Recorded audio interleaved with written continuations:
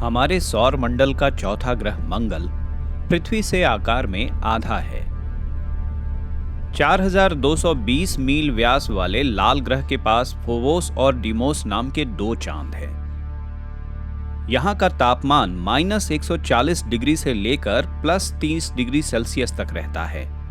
पृथ्वी की तुलना में मंगल ग्रह पर गुरुत्वाकर्षण बल 62.5% है। मंगल ग्रह का वातावरण लगभग पूरी तरह से कार्बन डाइऑक्साइड का बना है।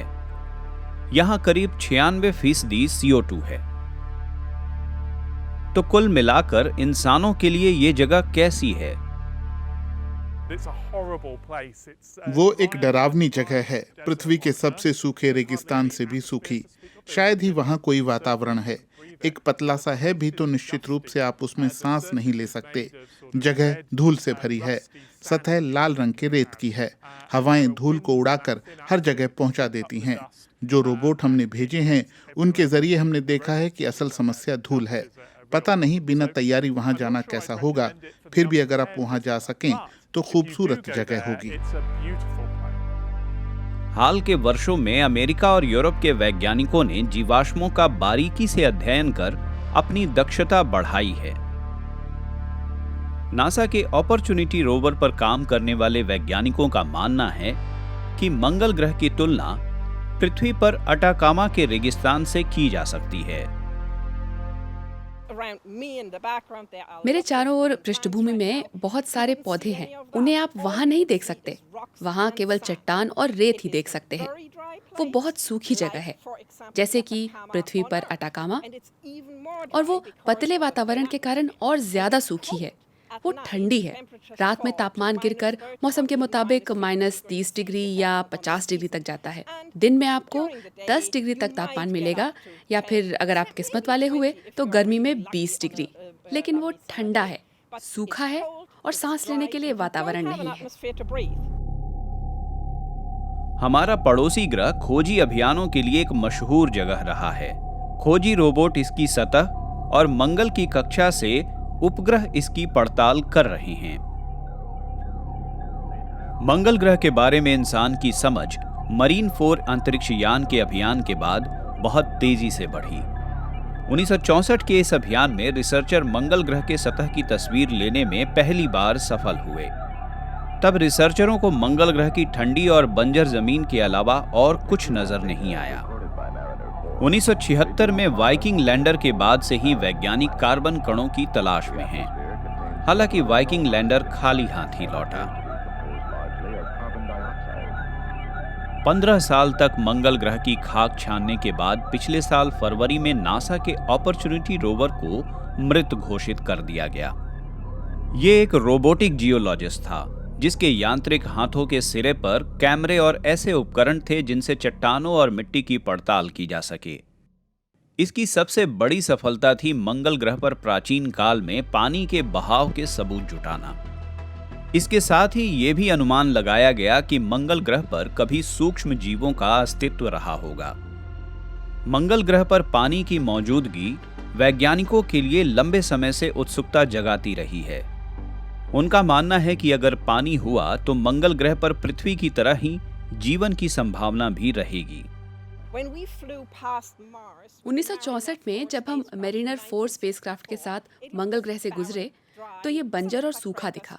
कुछ गड्ढे भी थे, लेकिन हमारे पास इतना रिजोल्यूशन नहीं था कि हम ब्यौरा देख सकें। मरीनर 9 के साथ हम पहले ही देख चुके हैं कि सतह पर कोई धारा भी हो सकती है। हालांकि स्पिरिट और अपॉर्चुनिटी रोवर के बाद जियोलॉजी और मंगल की चट्टानों के बारे में हमारी समझ बेहतर हुई है। तो हम जानते हैं कि इन चट्टानों में लोहा, कैल्शियम, मैग्नीशियम जैसे तत्व हैं जो वातावरण के निर्माण के लिए बेहद जरूरी हैं। वैज्ञानिक अब मान रहे हैं कि मंगल ग्रह आज जैसा नजर आता है वो पहले की तुलना में काफी अलग है। उनके मुताबिक मंगल पहले पृथ्वी जैसा ही था। मंगल ग्रह पर बर्फ की मौजूदगी के कुछ प्रमाण मिले हैं और इससे यहां पर अतीत में पानी होने का अनुमान मजबूत होता है।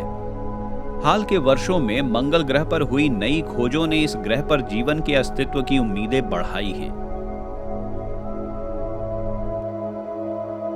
अब ये जीवन चाहे अतीत में हो, भविष्य में या फिर वर्तमान में।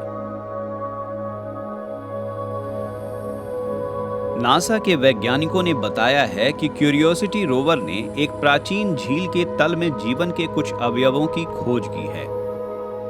चट्टानों के बीच करीब 3 अरब साल से सुरक्षित रहे कार्बन कणों से मंगल ग्रह के कभी जीवन के लिए उपयुक्त होने का अनुमान लग रहा है।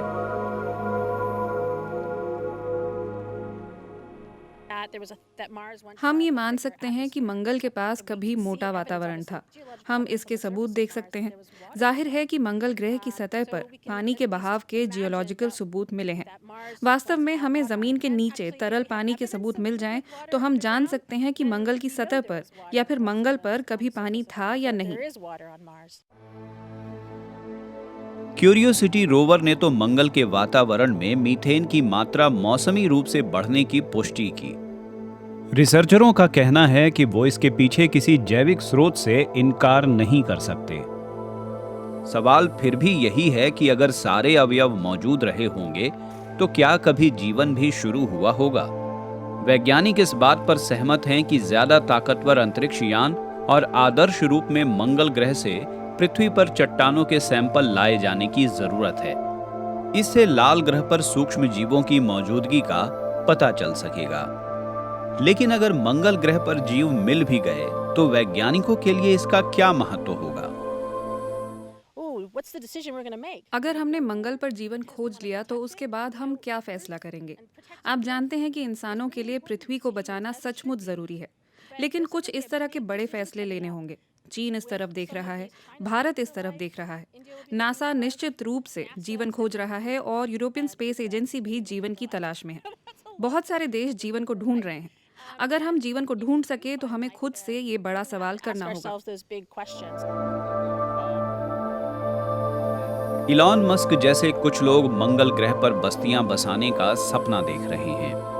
अंतरिक्ष यान पर सवार होकर कुछ लोग वहां छुट्टी मनाने भी जाना चाहते हैं। अंतरिक्ष में सैकड़ों उपग्रह भेज चुका इंसान क्या सचमुच कभी मंगल ग्रह पर भी कब्जा कर लेगा?